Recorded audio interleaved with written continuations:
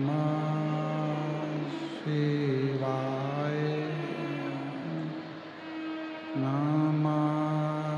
शिवाय।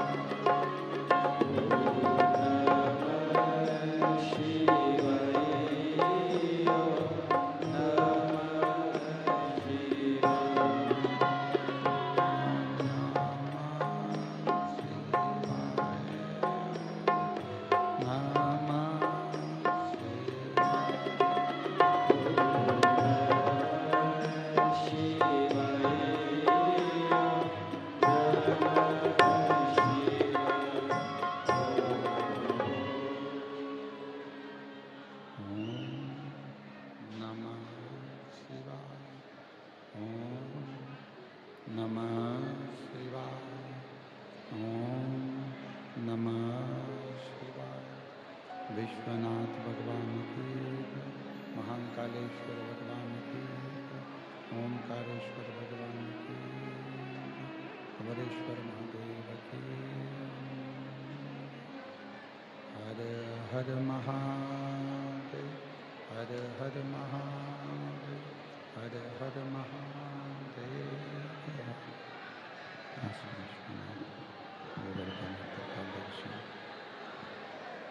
कैलाशी विनाशी भगवान शिव, जिनकी पुनित पावन पवित्र श्री महापुराण की कथा भगवान देवादिदेव महादेव की कृपा से, करुणा से, उनकी उदारता से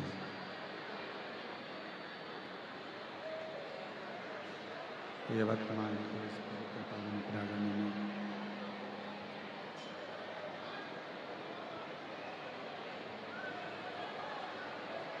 यवतमाल की इस पवित्र पावन भूमि आरणी में भगवान शिव की कृपा से, करुणा से, उनकी उदारता से ये पवित्र पावन श्री महापुराण की कथा श्रवण करने का सौभाग्य प्राप्त हुआ है। भगवान शिव ओगड़दानी, त्रिकालदर्शी, कैलाशी, अविनाशी,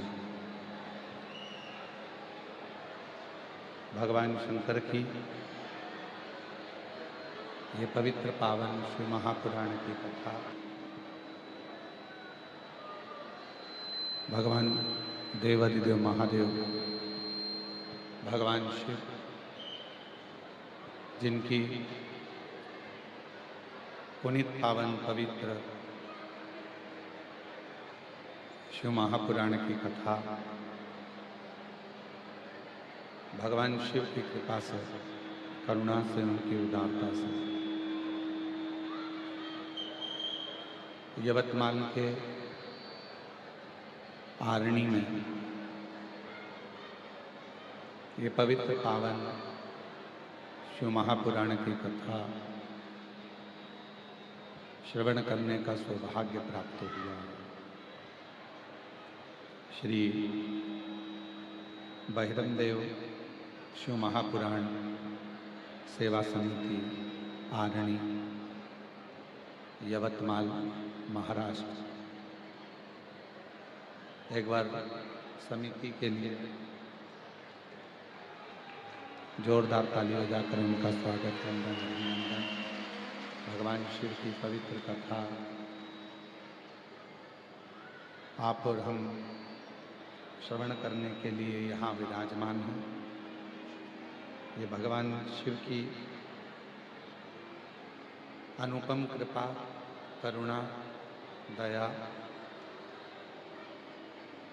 जो ये पवित्र कथा यवतमाल के आरणी में भगवान शिव की ही कृपा से आज विराम दिवस में पहुंच रही है।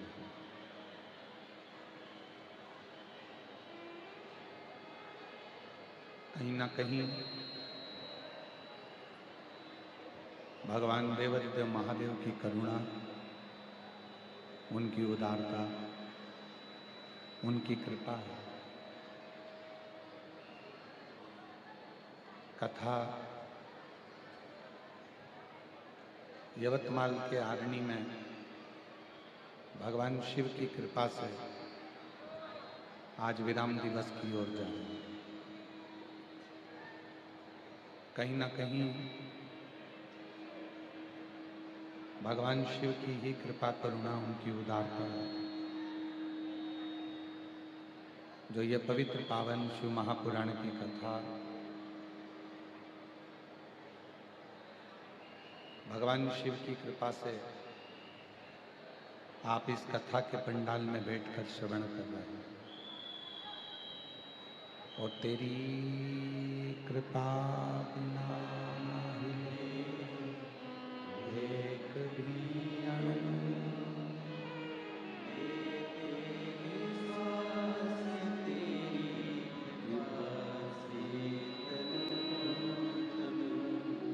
बखान क्या करूं मैं,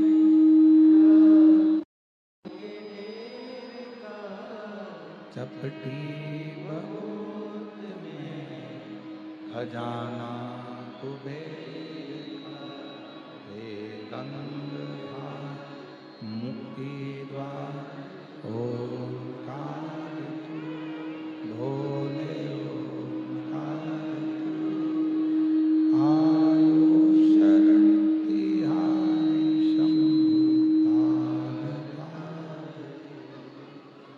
भगवान शिव ओघड़दानी, त्रिकालदर्शी, कैलाशी, अविनाशी, जो संपूर्ण जगत का कल्याण करने वाले हैं।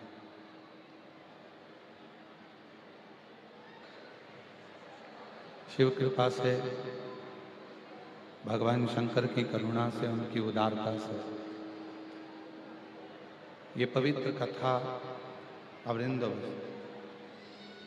श्रवण करने का सौभाग्य बाबा देव अधिदेव महादेव की कृपा से आप और हमको प्राप्त हुआ।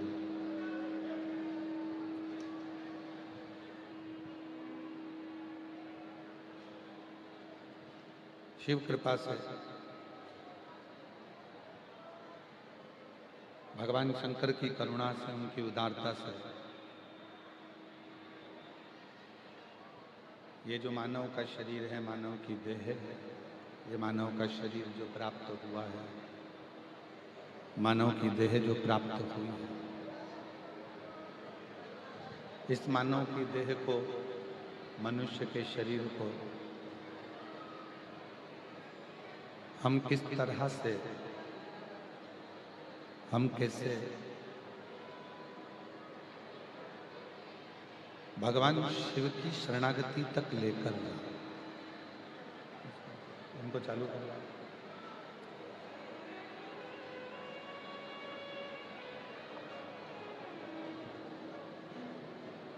पीछे का थोड़ा तेज करो।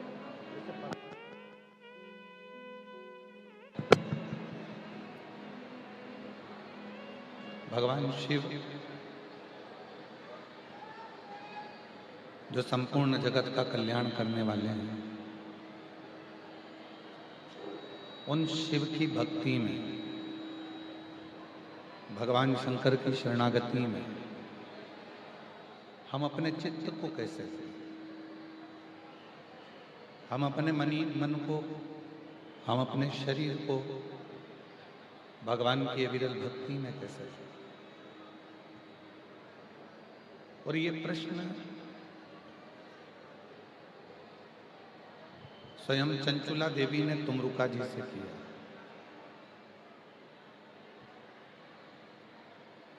चंचुला देवी तुमरुका जी से कहती हैं कि मृत्यु लोक में जन्म ले लेना, मृत्यु लोक में आकर जन्म धारण कर लेना, ये एक अलग विषय है। पर मृत्यु लोक में जन्म लेकर भगवान शंकर की आराधना कर लेना, भगवान शंकर की साधना कर लेना, ये एक अलग विषय है।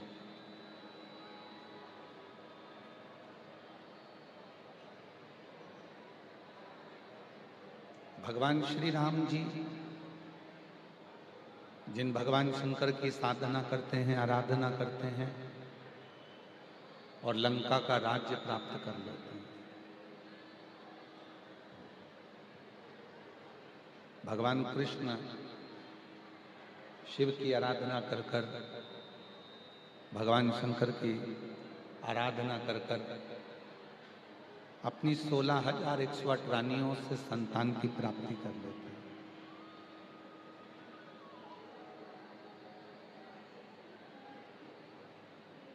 तैतीस कोटि देवता में ऐसा कोई देवता नहीं है जिसने भगवान शिव की आराधना नहीं की, भगवान शंकर की साधना नहीं।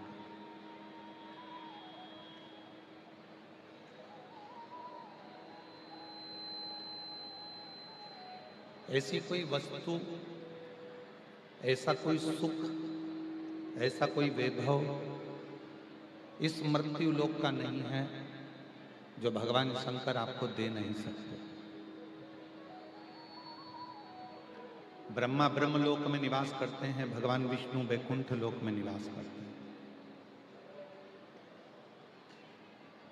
और यदि इस मृत्यु लोक में अगर कोई निवास करता है तो वो मेरा देव अधिदेव महादेव निवास करता है, मेरा शिव, मेरे ओघड़दानी, मेरे शंकर, मेरे त्रिकालदर्शी, मेरे कैलाशी, मेरे अविनाशी निवास करते हैं।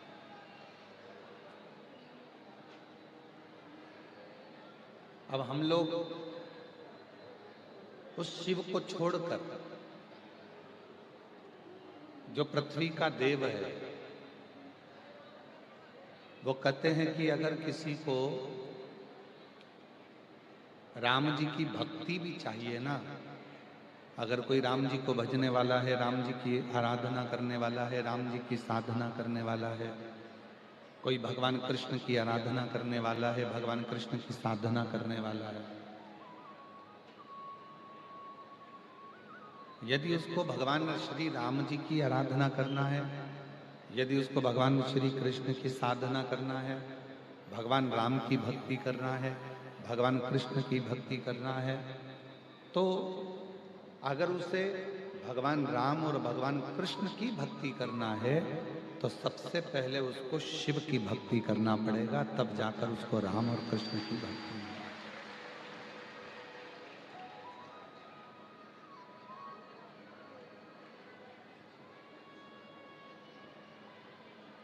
तेरी कृपा बिना ना हिले एक भी,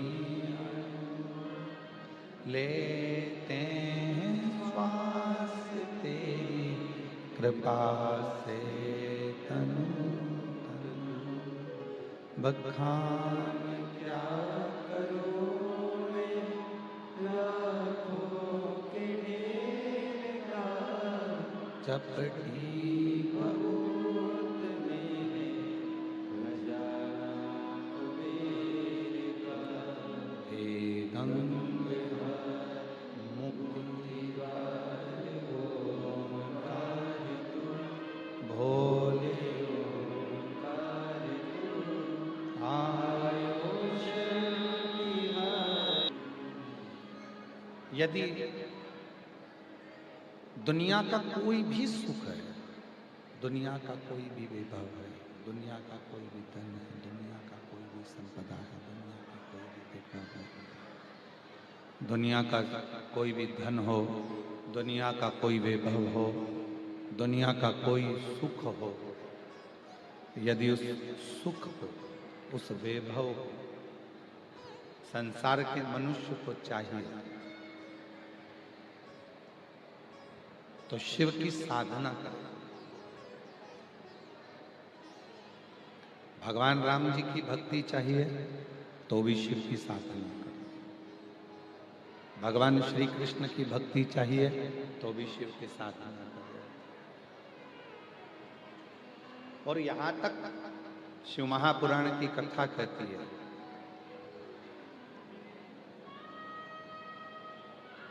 ऐसा कोई सिंहासन नहीं है जिस सिंहासन पर आप नहीं पहुंच सकते, पर उस सिंहासन पर पहुंचने के लिए आपको शिव की साधना करना पड़ेगा, भगवान शंकर की भक्ति करना पड़ेगा। अपने मन में, अपने बुद्धि में, अपने चित्त में, अपने हृदय में एक नम्रता का, एक दया का भाव लाना पड़ेगा।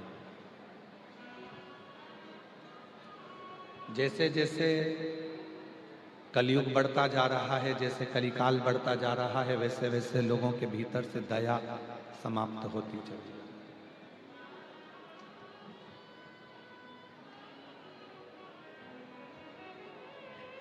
जैसे जैसे कलिकाल बढ़ रहा है, दिखावा, प्रपंच, पाखंड, ढोंग, ढकोसला और ना जाने क्या क्या आडंबर दुनिया में छाता जाए, भक्ति कम होती जाए, भक्ति कम होती चली जाएगी, आडंबर ज्यादा होता चला जाएगा, भक्ति कम होती चली जाएगी, पाखंड ज्यादा होता चला जाएगा, भक्ति कम होती चली जाएगी, दिखावा ज्यादा होता चला जाएगा।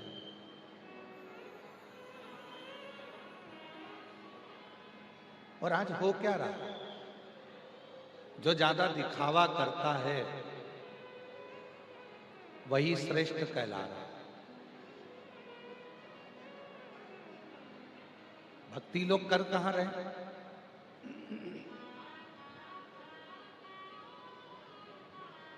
आज लोग भगवान के भजन से, आज लोग भगवान की भक्ति से, भगवान के स्मरण से, भगवान के नाम जाप से बहुत दूर हो गए। और इस मामले में हम तो आप लोगों से कहते हैं, बड़े से बड़ा संत भी आज के समय में केवल दिखावा करने में लगा हुआ है। तुम जो श्रोता हैं, सुनने वाले हैं, गृहस्थ आश्रम में रहने वाले हैं, तुम उन संत से भी बड़े हो जो कम से कम समय निकालकर भगवान को एक लोटा जल तो चढ़ा रहे हैं।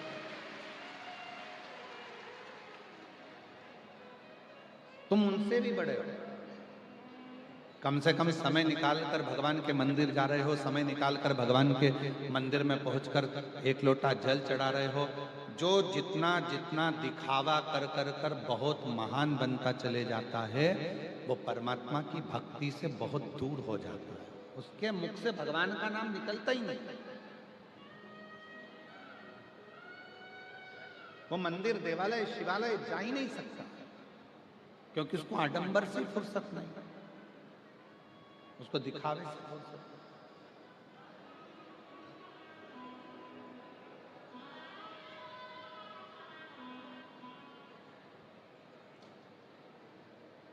एक बार हम प्रवचन सुन रहे थे तो पूज्य राम कथा के परम रसिक, परम श्रद्धेय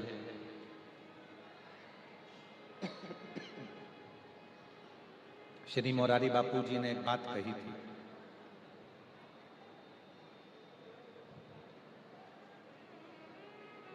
भोगी को, योगी को, रोगी को, ढोंगी को नींद नहीं आती।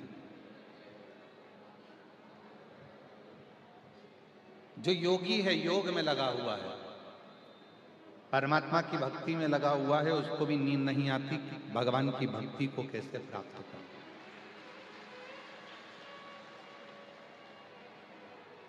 जो योग में लगा है,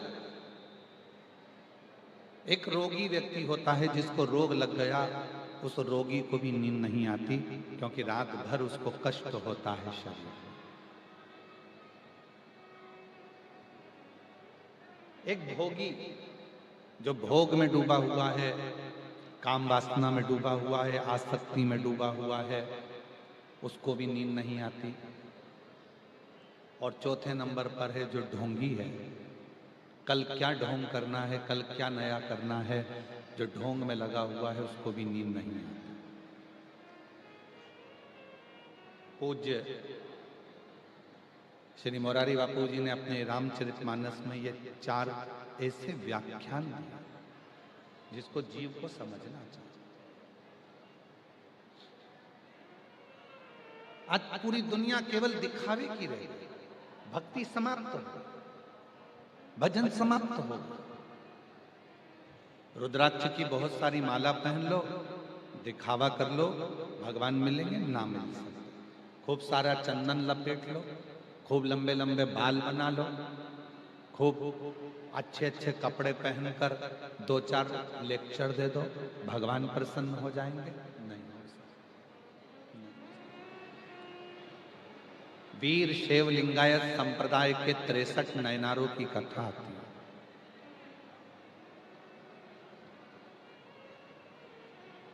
जब आप लोग फ्री रहें तब उन 63 नयनारों की कथा का स्मरण करें। वीर शैव लिंगायत संप्रदाय में भगवान शंकर के 63 भक्तों की ऐसी कथा आती है कि जिन्होंने दिखावा नहीं करा, वो दिखावे से परे है, दिखावे से दूर।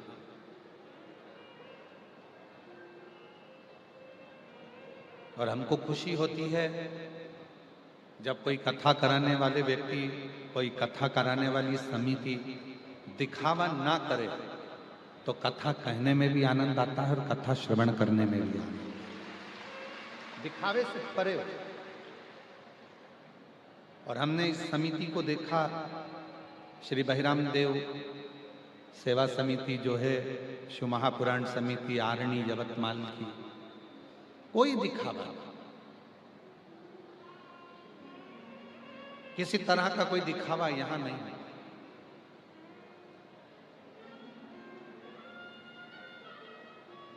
कथा सुनना है, स्मरण करना है, सेवा करना है, इसमें दिखावे की जरूरत नहीं। मेरी जीजियों, मेरे जीजाओं, मेरी बेटियों, मेरे बेटाओं, मेरे बुजुर्ग माँ बाप, याद रखना, शंकर भगवान को पाने के लिए कल भी कथा में कहा था, भीतर मन में दया रखिए, विश्वास रखिए, आडंबर से दूर रहिए और शिव जी को अपने हृदय में बिठाने का प्रयास करिए। शंकर तुम्हारी चित्त वृत्ति में बैठ जाए। अब यहां कौन सा दिखावा हो रहा है? आप सब बैठे हो, आप लोगों के लिए ना तो गद्दा लगा है, ना गादी लगी है, ना कोई बिठाने की व्यवस्था है। नीचे पूरा कीचड़ भरा पड़ा है, पूरी मेटिन कीचड़ में लथपथ है, पंडालों में जगह नहीं है, बाहर के पंडाल उड़ चुके हैं, फट गए हैं। लोगों ने अपना अपना एक एक तिरपाल, छाता, पन्नी, साड़ी जो लगा सकते हो वो लगा लगा कर बैठे हो। रोड तक शिव भक्त बैठे हुए हैं, पूरे ग्राउंड में कहीं जगह नहीं है और पूरा ग्राउंड कीचड़ से लथपथ है। पूरा सुबह 6 बजे फिर पानी आ गया था, 5-6 बजे फिर पानी गिरना चालू हो गया था, फिर कीचड़ हो गया।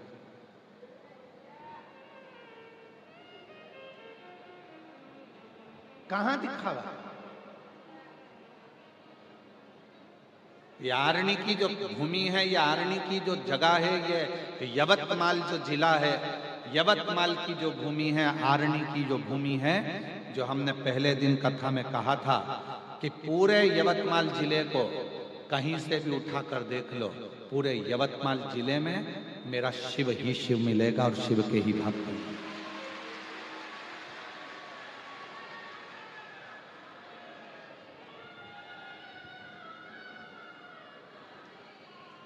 पूरे यवतमाल आरणी के पूरे जिले में, पूरे क्षेत्र में जाकर देख लिए, शिव ही शिव। इसलिए यहाँ का जो भक्त है, यहाँ का जो शिव भक्त है, वो केवल शिव के लिए जीता है, शंकर के लिए भजन कर, उसकी अविरल भक्ति, उसका विश्वास, उसकी दृढ़ता शिव के लिए। उसको कोई आडंबर, कोई दिखावा। आज बड़े से बड़े बड़े कुर्सियों पर बैठकर, बड़े बड़े स्थानों पर बैठकर भी लोग आडंबर और दिखावे में लगे। पर भक्त का, शिव के भक्त का सबसे बड़ा लक्षण ही यही है कि उसको दिखावा अच्छा नहीं लगता। वो तो केवल शिव के भरोसे, भगवान शंकर के आश्रित होकर, अपना एक लोटा जल चढ़ाकर शिव पर विश्वास कर कर अपनी जिंदगी को जीता है और शिव पर ही आश्रित रहता है।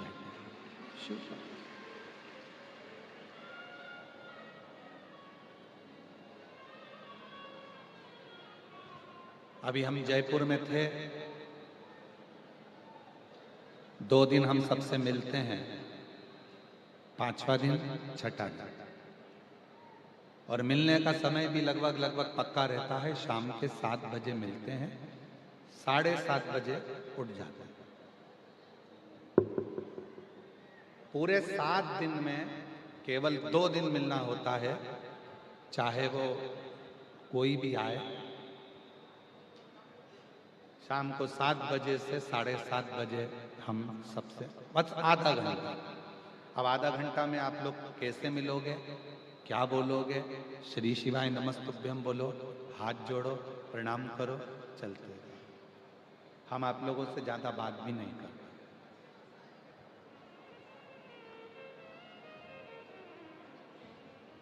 जयपुर में हम मिल रहे थे, कथा का 5वां दिन था।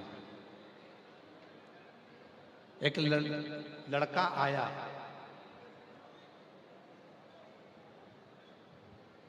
पढ़ाई कर रहा था, अच्छा विद्या अध्ययन कर चुका था, जॉब कर रहा था कहीं। उसने कहा, गुरुजी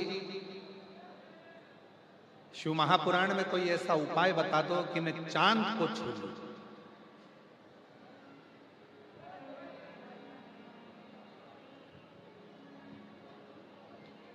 शिव महापुराण में कोई ऐसा उपाय बता दो कि मैं चांद को छू लूं।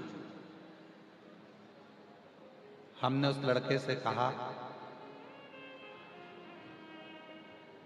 बहुत बड़ा उपाय है शिव महापुराण में चांद छूने का। पहले तुम एक प्रश्न का उत्तर दो, तुम्हारे घर के पास में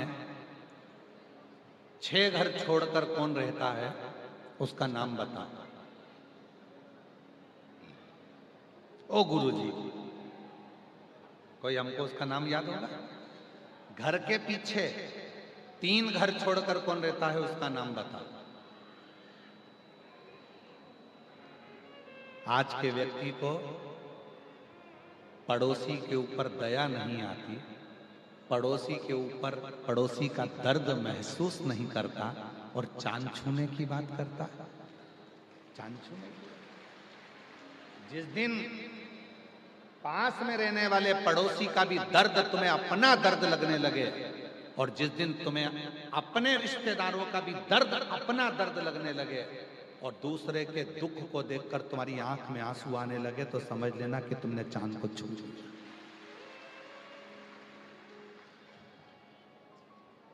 चांद छूने से पहले घर में रहने वाले माता पिता का दिल तो छू कर देखो। चांद छूने से पहले जिस अर्धांगिनी को तुम लेकर आए हो, जिसके साथ तुम शादी कर कर लाए हो, जिस पत्नी को तुम घर में लेकर आए हो, उसका आदर कर कर तो देखो, उसका भी तो हृदय छू कर देखो। चांद छूने से पहले घर में जितने सदस्य रह रहे हैं उनका भी तो दिल छू कर देखो, तब चांद छूने जाना, और चांद छूने का मौका फिर अपने आप मिल जाएगा। अपने आप हमारे अपने तो हमसे हृदय नहीं मिलता।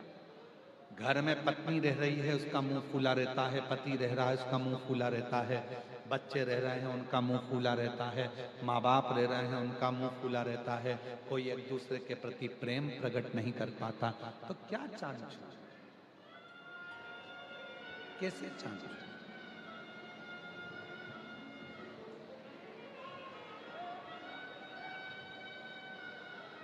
और मत बुरे कर्म कर बंदे, वरना पछताएगा, भगवान की आंखों से तू बच नहीं पाएगा, तू बच नहीं पाएगा। अरे ओ अज्ञानी मत करना, अरे ओ अज्ञानी मत करना,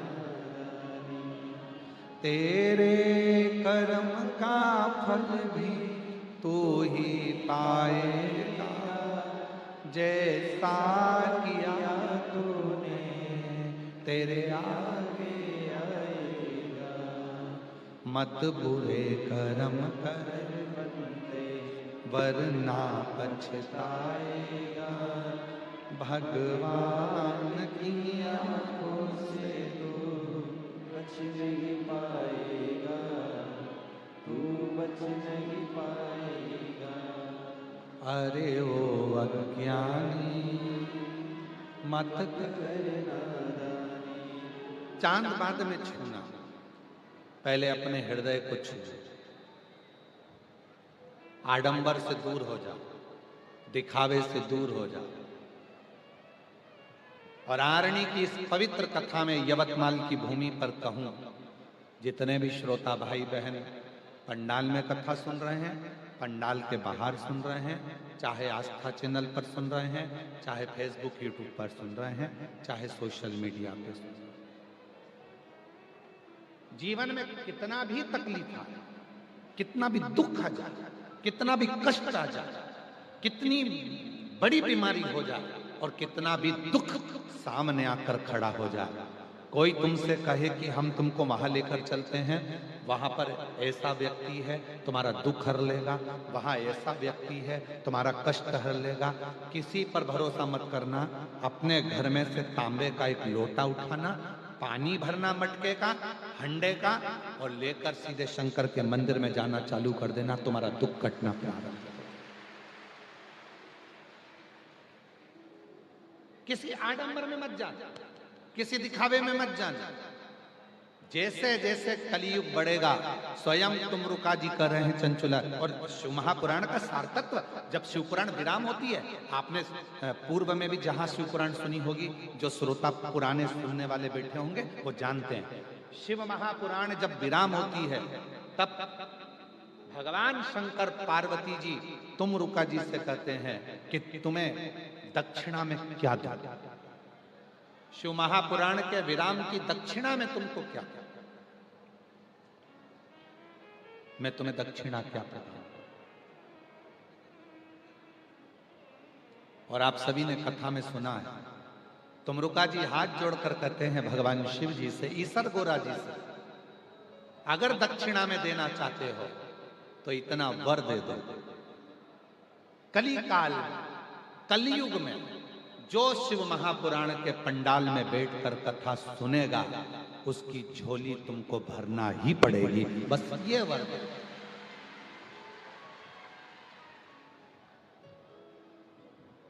क्यों आते हैं इतने लाखों की संख्या में भक्त?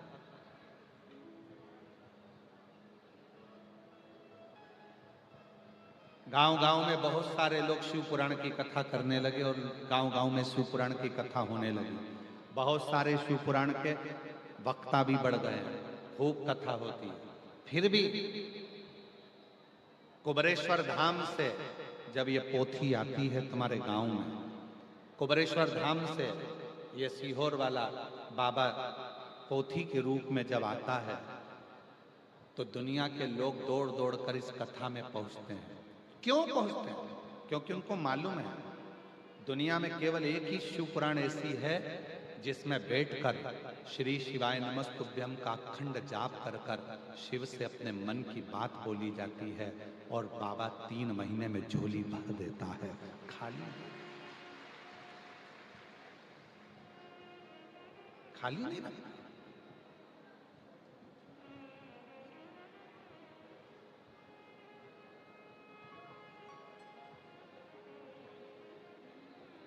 शिव जी पे जल चढ़ाओगे लोग विरोध करेंगे, श्री शिवाय नमस्तुभ्यम का जाप करोगे लोग विरोध करेंगे।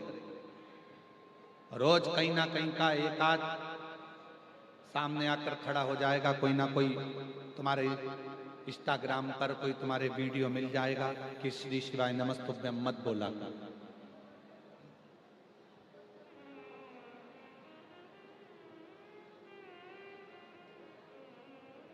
जो लोग कहते हैं कि इस मंत्र को मत भजो, उस मंत्र को भजो, ये मंत्र नहीं है, ये ऐसा नहीं है, वो वैसा नहीं है, उनको जवाब लिख कर दिया करो।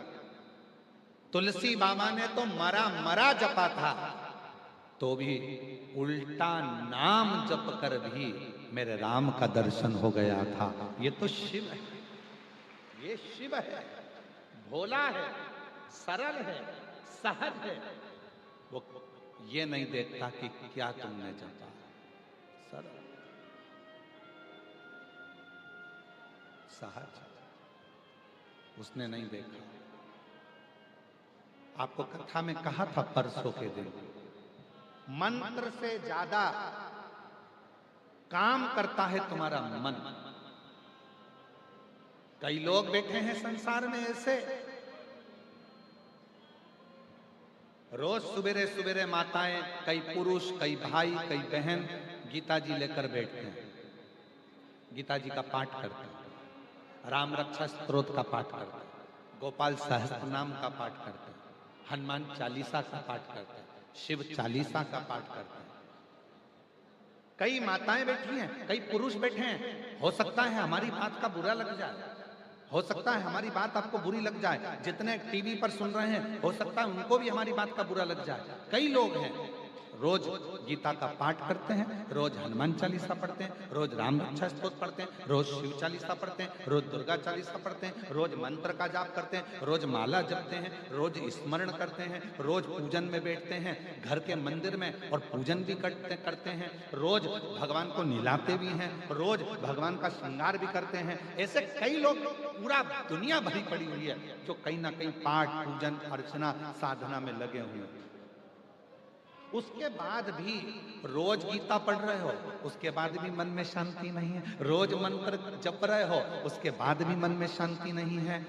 घर में इतना क्लेश, मंत्र जपने के बाद भी, गीता पढ़ने के बाद भी, रामायण पढ़ने के बाद भी, भागवत पढ़ने के बाद भी, घर में राम रक्षा स्तोत्र का पाठ करने के बाद भी, हनुमान चालीसा पढ़ने के बाद भी, सारी स्तुतियां करने के बाद भी, शिव चालीसा पढ़ने के बाद भी, घर में तुम्हारा मन शांत क्यों नहीं हो रहा? क्योंकि तुम्हारे भीतर अहम भरा पड़ा है। तुम्हारे भीतर अहम भरा, इसलिए मंत्र भी काम नहीं कर रहा। मंत्र स्तुति कब काम करती है? जब तुम्हारा मन भगवान में लग जाए और तुम्हारे मन में ये आ जाए कि मेरे घर में जो भी रह रहे हैं सब शिव के रूप हैं, कोई बुरा नहीं है, सब अच्छे हैं, सब अच्छा है, सब अच्छे हैं, सब अच्छा है। जिस दिन तुम्हारी चित्त वृत्ति में ये बात आ जाएगी कि सब अच्छा है, सब अच्छे हैं, सब अच्छे हैं, सब अच्छे हैं, बस उस दिन तुम्हें किसी पाठ करने की जरूरत नहीं पड़ेगी। तुम्हारा मन जब साफ हो जाएगा तो मेरा परमात्मा तुम्हारा हो जाएगा। तुम्हारे भीतर किसी मंत्र की जरूरत नहीं। पोथी पढ़ पढ़ जग मुहा और पंडित भयो ना।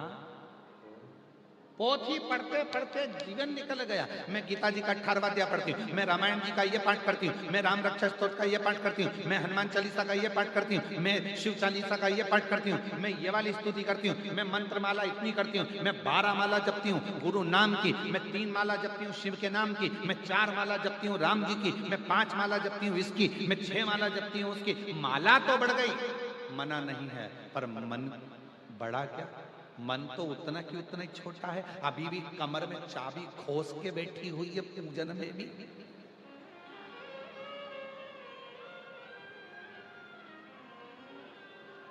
मन लगा क्या?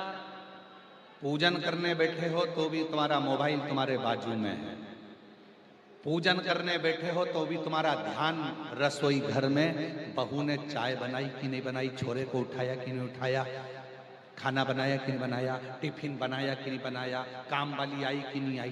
पूजन में मन है, बैठी पूजन में और मन लगा कर रखा है दरवाजे पर। बेल जैसे ही बजी, घर में बहू है ना, उठाएगी।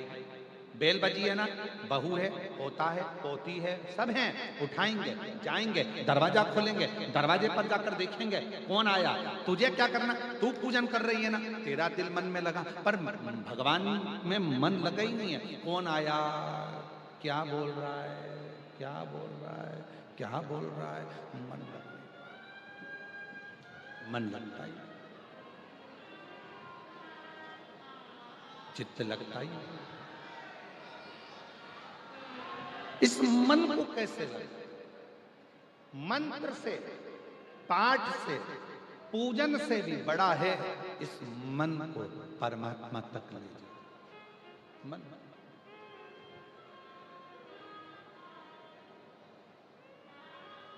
हजारों हजारों पत्र शिव महापुराण में आते हैं। इतनी लाखों की भीड़ में जो अपने मन को भगवान से जोड़ लेता है, उसका पत्र 3 महीने के अंदर व्यासपीठ पर आ जाता है। मन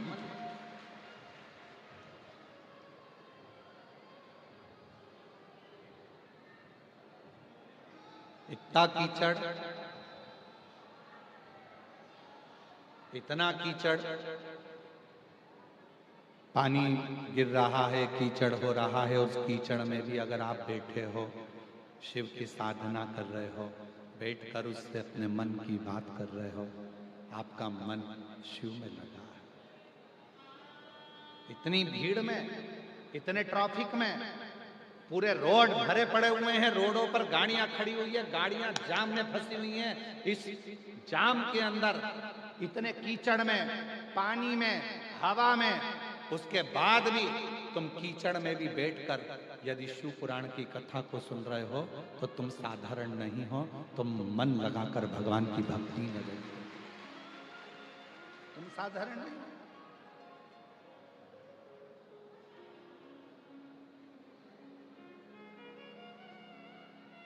उसकी अविरल भक्ति तुम्हें सुख देगी, आनंद।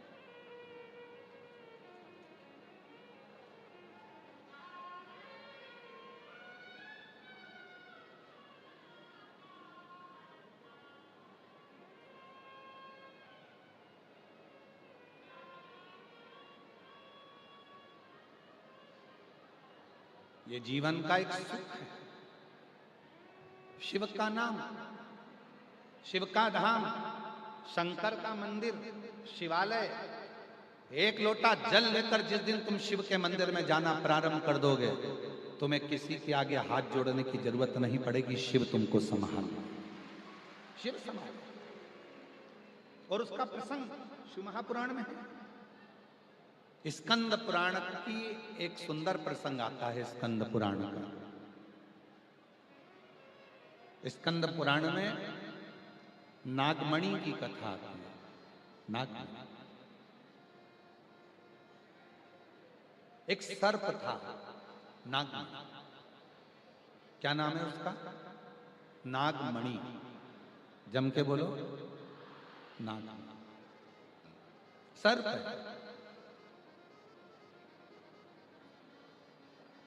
विषैला है। स्कंद पुराण में नागमणि की कथा आती है और नागमणि विषैला है। सांप मतलब विष। सर्प चाहे कोई सा भी हो, उसमें विष जरूर हो। नागमणि में भी विष। पर नागमणि विषैला तो था। एक चूहे को पकड़ने के चक्कर में वो सर्प एक संत के डेरे में पहुंचा।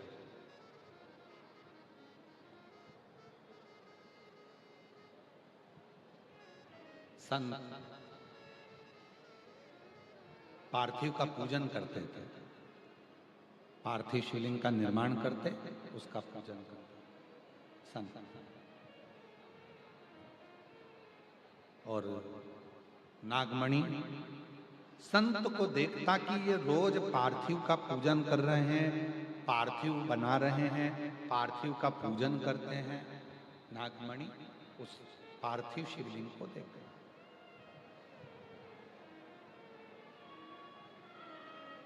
पार्थिव शिवलिंग को देखता। जैसे पार्थिव बनाने के 3 क्रम हैं। पार्थिव बनाने के 3 क्रम है। पार्थिव शिवलिंग का जो निर्माण करा जाता है उसके 3 क्रम। रोग की मुक्ति के लिए अगर पार्थिव बनाया जाता है तो उस मिट्टी में थोड़ा सा जल और थोड़ी सी दुर्वा का पानी उस मिट्टी के अंदर डाला जाता है। अगर कोई बीमारी है, वो बीमारी नहीं जा रही, पार्थिव के 3 क्रम बने। अगर कोई बीमारी नहीं जा रही है तो आप पार्थिव शिवलिंग अगर बनाते हो, मिट्टी का शिवलिंग बनाकर पूजन करते हो, तो उसमें जल मिट्टी में और दुर्वा, दुर्वा बोलते हो कि दूब बोलते हो, जो गणेश जी को चढ़ती है दुर्वा,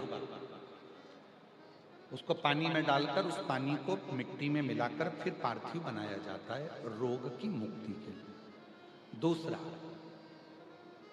जिसको संतान नहीं होती, पुत्र की प्राप्ति नहीं है, संतान की प्राप्ति नहीं है, गोदी में औलाद नहीं है, कोई छोरा छोरी नहीं है, कोई बेटा बेटी नहीं है, संतान नहीं है, सालों हो गए, पार्थिव रोज बनाती है, तो उस मिट्टी में अगर थोड़ा सा आधी चम्मच, 1 चम्मच गाय का दूध मिलाकर फिर पार्थिव लिंग का निर्माण करे पानी के साथ मिलाकर, तो उसके घर में दूध पार्थिव में डलने से पूत जरूर आता है, निश्चित। पूत की प्राप्ति पार्थिव में, मिट्टी के अंदर अगर आधी चम्मच भी गाय का दूध डाला, पानी डाला और पार्थिव शिवलिंग का निर्माण करा, जिसकी औलाद नहीं है, तो वो पार्थिव अगर बना रहा है, पार्थिव का निर्माण कर रहा है, उसका नियम है कि हर प्रदोष को, सोमवार को या सोमवार की अष्टमी को या कभी ना कभी उसका मन करता है तो पार्थिव लिंग का निर्माण करता है। अगर पूत नहीं है तो दूध का प्रयोग करे, तो दूध अगर पार्थिव में मिट्टी में डाला जाए, आधी चम्मच, 1 चम्मच, और पानी के साथ मिलाकर जब पार्थिव शिवलिंग का पूजन करते हैं, उसको बनाकर पार्थिव बनाने के बाद जब उसका पूजन करते हैं, तो वो दूध हमारे घर में पूत जरूर देता है। पहले नंबर पर है दुर्वा का जल, रोग निवारण के लिए हो जाता है। पार्थिव में दूसरा वर्णन आया है दूध का डालना, वो संतान देता है। तीसरे नंबर पर पार्थिव अगर निर्माण कर रहे हो, कोई लक्ष्य है, मेरा यह काम है वो पूरा नहीं हो रहा, बहुत दिन से अटक रहा, बाबा पूरा करना है। तो पार्थिव में चंदन घिस के, चंदन को घिसकर उसका थोड़ा सा भाग पानी मिट्टी में डालकर फिर पार्थिव का निर्माण करा जाता है, पूजन करी जाती है। तो जो तुम्हारा लक्ष्य है उस लक्ष्य तक बाबा तुम्हें पहुंचा कर ही रहेगा। पार्थिव निर्माण के कुछ क्रम है।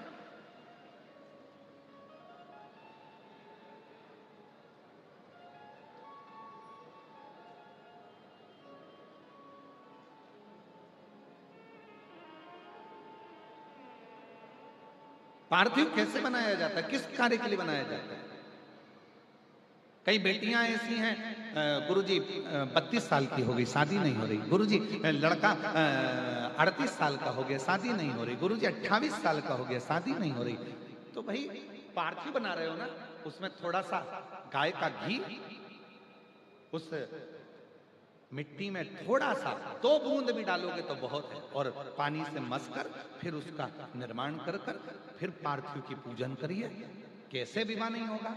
भोले बाबा शादी करा के ही मानेगा। पार्थिव बनाने का नियम है। ऐसा नहीं है कि केवल पानी में मिट्टी को घोल लिया और पार्थिव लिंग का निर्माण कर लिया। हम 1.25 लाख बना रहे हैं, हम 2 लाख बना रहे हैं, हम 5 लाख बना रहे हैं, हम 1 करोड़ बना रहे हैं, हम 20 करोड़ बना रहे हैं। बनाओ, मना नहीं है, पर पार्थिव बनाने के भी अलग अलग नियम है। कौन सी चीज के लिए, किस चीज के लिए पार्थिव बना, किस चीज के लिए पार्थिव?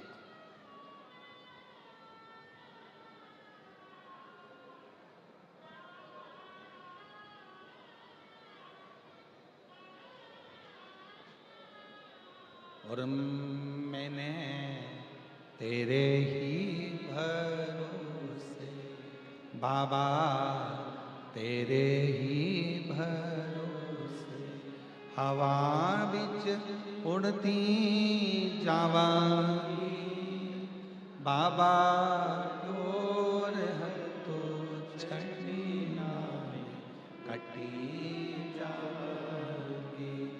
भोले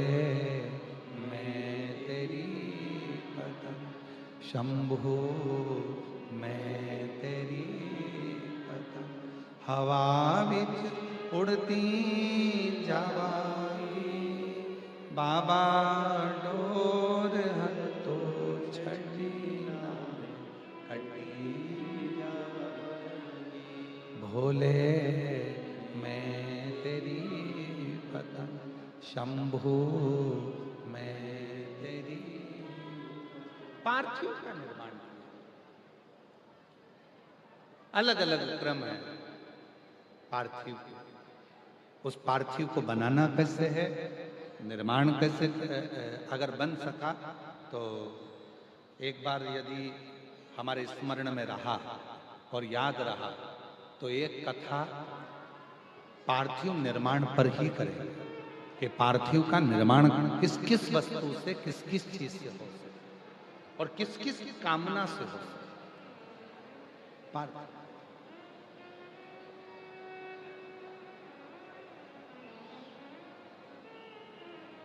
पार्थिव का शिव महापुराण में भी वर्णन आता है। सफेद मिट्टी, लाल मिट्टी, पीली मिट्टी, काली मिट्टी, 4 तरह की अलग अलग मिट्टियों से पार्थिव लिंग का निर्माण होता है। शिव महापुराण में भी वर्णन आता है कि पार्थिव लिंग का निर्माण जब किया जाता है तो इस अपने हाथ को थाली में रखकर देख लो। जब हाथ को थाली में रखकर देखोगे, इससे बड़ा शिवलिंग का निर्माण नहीं करना चाहिए। इससे जितना छोटा शिवलिंग बनाओगे उतना सुख है। अब कई लोग दिखावे में इतना बड़ा शिवलिंग बना लिया, इतना बड़ा पार्थिव शिवलिंग बना लिया, हमने इतना बड़ा शिवलिंग बनाया है, हमने इतना बड़ा शिवलिंग बनाया है। नहीं, अपनी हथेली को, अपने हाथ को थाली में रखो, अंगूठे को उठाओ, बस। इससे बड़ा शिवलिंग घर में नहीं बना, इससे बड़े शिवलिंग का निर्माण नहीं करना, बस छोटा, इससे छोटा, इससे छोटा, बड़ा। इतना बड़ा भी बनाओगे तो चल जाएगा, पर इससे छोटा बड़ा पार्थिव पूजा। अब कई लोग क्यों बना देते हैं, बड़ा शिवलिंग बनाएंगे, पूजन में आनंद आएगा, इतने सारे लोग बैठे हैं, हम भगवान शंकर का हम उज्जैनी महाकाल बनाएंगे, हम विश्वनाथ बनाएंगे, हम वैद्यनाथ बनाएंगे, हम त्र्यंबकनाथ बनाएंगे, हम कृष्णेश्वर बनाएंगे शिवलिंग पर। फिर वो निर्माण कर रहे हैं, फिर उसमें अलग स्वरूप दे रहे हैं, फिर अलग स्वरूप का निर्माण कर रहे हैं। शिव महापुराण की कथा कहती है कि लोग कहते हैं कि पार्थिव शिवलिंग में या शिवलिंग में केवल हम भगवान शंकर की आराधना कर रहे हैं, भगवान शंकर की साधना कर रहे हैं। नहीं नहीं, स्कंद पुराण, लिंग पुराण, नर्मदा पुराण, शिव महापुराण, आप गीता प्रेस गोरखपुर की लेकर आओ, उसको पढ़िए। उसमें आपको अध्ययन करने पर मिलेगा कि जब हम पार्थिव शिवलिंग का निर्माण करते हैं, जब हम पार्थिव शिवलिंग को बनाते हैं, या हमारे घर में जो भी शिवलिंग है, पत्थर का हो, पाषाण का हो, पारद का हो, स्फटिक का हो, सोने का हो, चांदी का हो, पीतल का हो, लोहे का हो, लकड़ी का हो, जिसका भी शिवलिंग तुम्हारे घर में, चीनी का हो, जो भी शिवलिंग है, तो ये केवल शंकर अकेले नहीं है महाराज, ये शिवलिंग शिव है। इसी में ब्रह्मा, इसी में विष्णु, इसी में महेश। ये जलाधारी मां पार्वती जी, सीधे हाथ पर गणेश, उल्टे हाथ पर कार्तिक है, बीच में अशोक सुंदरी। इस शिवलिंग के ऊपर जो बूंद बूंद जल टपक रहा है जलाधारी से, वो शिव जी की 5 लड़कियां, जया, विषहरा, शामली बारी, दौतली, देव। शंकर जी की 6ठी लड़की अशोक सुंदरी है। जहां शिवलिंग का पानी जितना मोटा जलाधारी होती है और पानी जो नीचे गिरता है, उतनी जगह 64 योगनियां, देवी जी की 64 योगनियां यही विराजती हैं। पानी निकलकर थाली में गया, पात्र में गया, चाहे बाहर गया, जितनी दूर तक वो पानी बहता है, उतनी दूर तक 33 कोटि देवता वहां पर विराजमान होते हैं। भगवान शंकर का जो शिवलिंग है, उस शिवलिंग के सबसे ऊपर का जो भाग है वो अष्ट सिद्धि, शिवलिंग के मध्य का जो भाग है नवनिधि। भगवान शंकर के शिवलिंग के पूरे स्वरूप में, शंकर भगवान के पूरी जलाधारी में, शंकर भगवान के पूरे स्वरूप में शंकर, इसीलिए हमारे सनातन धर्म में शंकर भगवान की जैसे ऊपर मूर्ति दिख रही तुमको, सबसे ऊपर देखो, जैसे शंकर जी की मूर्ति दिख रही है, समाधि में लीन है, नेत्र बंद है, भगवान शंकर की जटा है, हाथ है, छाती है, वक्षस्थल है, जंगा है। हमारे सनातन धर्म में उस मूर्ति से ज्यादा उसके नीचे जो शिवलिंग दिख रहा है तुम्हें काला कलर का, हमारे सनातन धर्म में मूर्ति से ज्यादा शिवलिंग की पूजन है। क्यों है?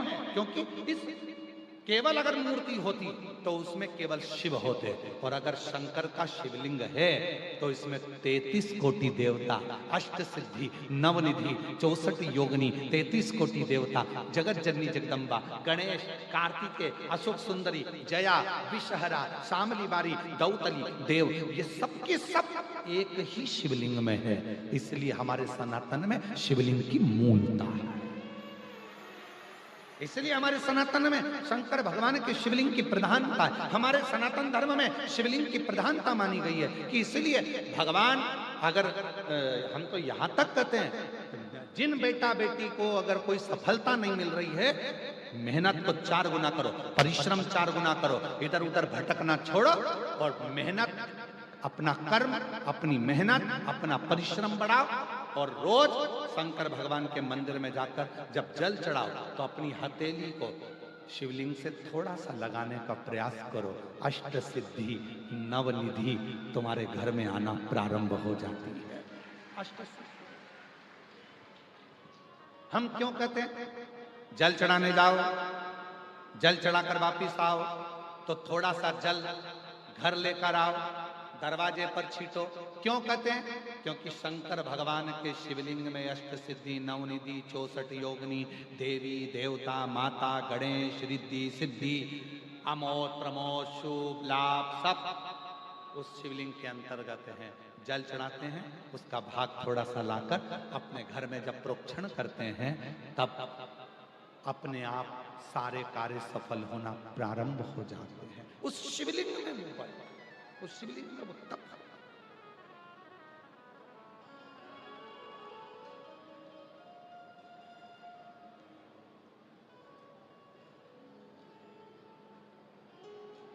हमारे शैलेंद्र जी एक लाइन बड़ी अच्छी गुनगुनाते हैं महाराज, वो कीर्तन की, काली मिट्टी के बनाए भोलेनाथ, चढ़ाऊं लोटा जल भर के।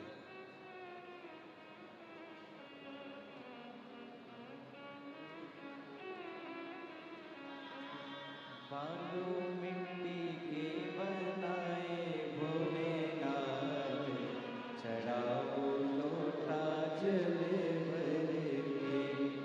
काली मिट्टी के बनाए भोलेनाथ, चढ़ाऊं लोटा जल भर के। एक वर तुम देना शंभु अखंड सौभाग्यवती हो। एक वर तुम देना शंभु अखंड सौभाग्यवती हो। पीली मिट्टी के बनाए भोलेनाथ, चढ़ाऊं लोटा जल भर के। मिट्टी के बनाए भोलेनाथ, चढ़ाओ लोटा जल भर के। शिव से एक एक पार्थिव शिवलिंग का निर्माण, पार्थिव पूजन की महत्वता, पार्थिव पूजन का वर्णन हमारे यहाँ बड़ा विस्तार से किया, बड़ा विस्तार। हमारे बीच में यवतमाल से स्वामी जी पधारे हैं, एक बार जोरदार ताली बजाकर उनका स्वागत वंदन। पार्थिव लिंग का पूजन, पार्थिव लिंग का निर्माण, पार्थिव लिंग की साधना, शिव तत्व शंकर।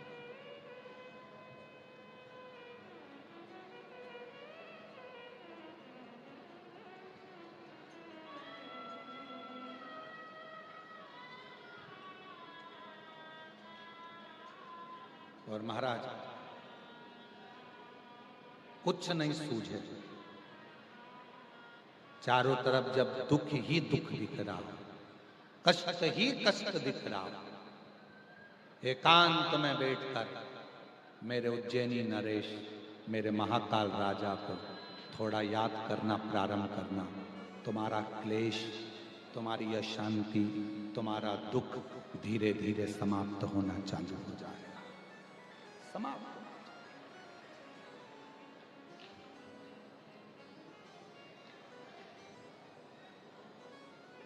बच्चे बीमार पड़े, कृष्णेश्वर को याद करो। हमारे 12 ज्योतिर्लिंग भारत की भूमि पर जो हैं, एक एक ज्योतिर्लिंग हमको ऊर्जा देता है। दुख है, तकलीफ है, कष्ट है, टेंशन है, उज्जैनी नरेश महाकाल राजा को याद करो। संतान अगर दुखी है, कृष्णेश्वर भोलेनाथ को याद करो। दुनिया ताने देती है, गाली देती है, अपशब्द कहती है, अपयश मिलता है, त्र्यंबकनाथ को याद करो। आ बेल मुझे मार, कोई ना कोई परेशानी रोज की आ रही है, तो भीमा शंकर को याद करो। भीमा शंकर।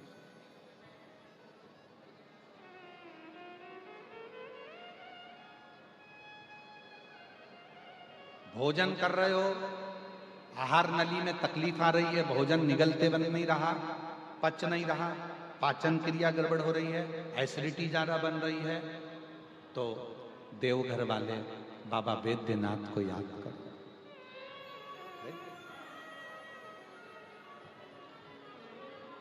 नेत्रों में तकलीफ हो रही है, सोमनाथ को याद करो। सोमनाथ। शरीर में कोई घाव हो गया, भरा नहीं रहा, केदारनाथ को याद करो।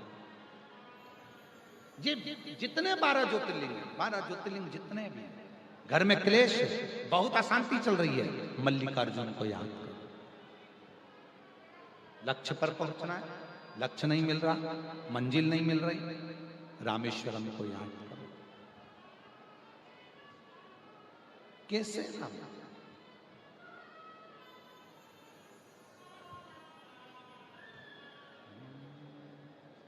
अब दया करो है भोलेनाथ, मस्त रहूं तेरी मस्ती में। अब दया करो हे भोलेनाथ, मस्त रहूं तेरी मस्ती में। मेरे सिर पर रख दो अपना हाथ, मस्त रहूं तेरी मस्ती में। मेरे सिर पर रख दो अपना हाथ,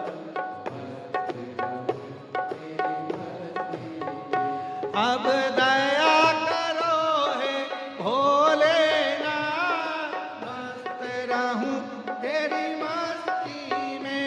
अब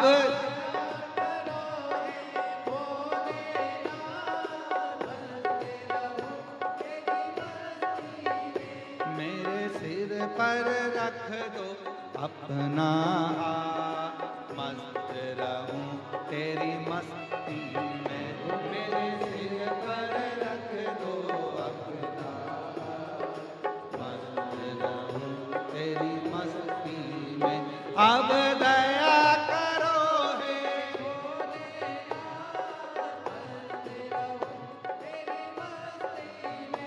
अब दया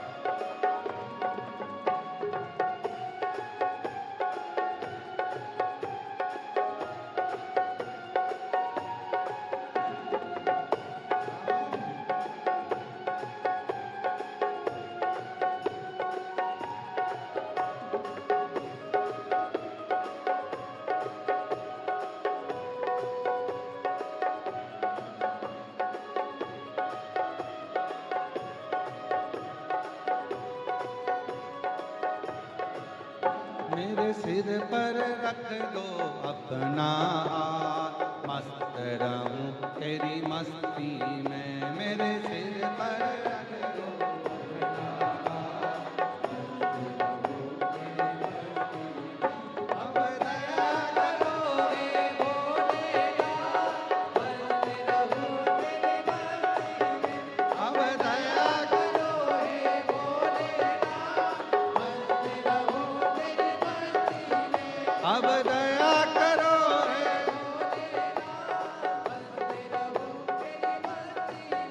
अब दया करो हे भोलेनाथ, अब दया करो हे भोलेनाथ।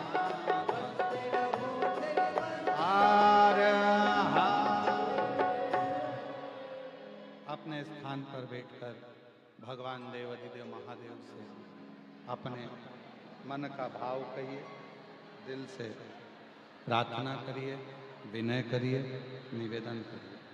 बाबा को अपने मन का भाव कहो, प्रार्थना करो, निवेदन करो, विनती करो।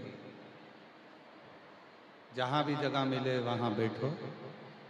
ये कथा जो यवतमाल आरणी में चल रही है,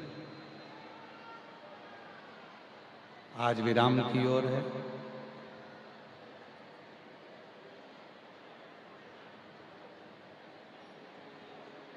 ये कथा 5 अप्रैल आज विराम हो जाएगी। फिर 8 अप्रैल से 14 अप्रैल तक भीलवाड़ा राजस्थान दोपहर 2 बजे से 5 बजे तक शिव महापुराण की कथा रहेगी। भीलवाड़ा राजस्थान।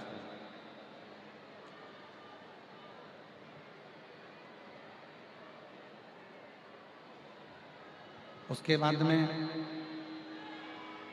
17 अप्रैल से 23 अप्रैल तक दिल्ली में शिव महापुराण की कथा रहेगी।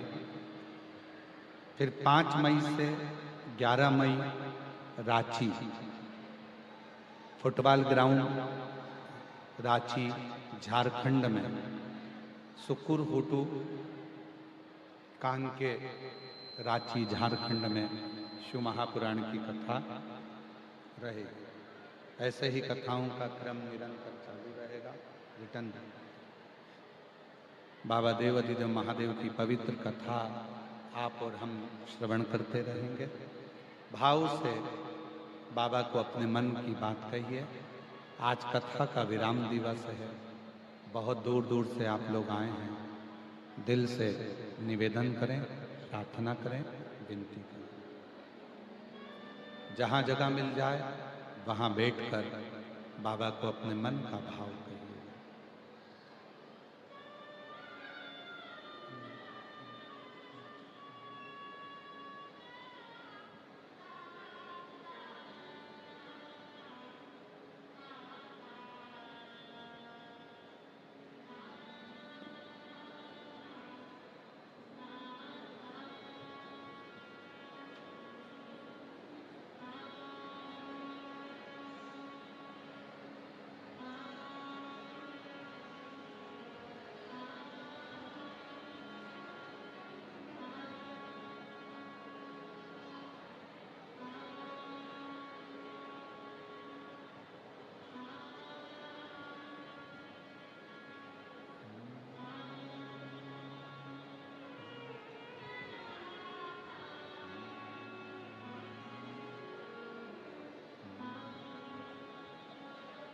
श्री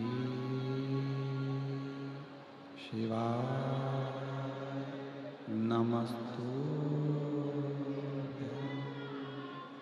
श्री शिवाय नमस्तुभ्यं। श्री शिवाय नमस्तुभ्यं। श्री शिवाय नमस्तुभ्यं। श्री शिवाय नमस्तुभ्यं। नमस्तु भोला सब दुख काटो ओ भोला सब दुख काटो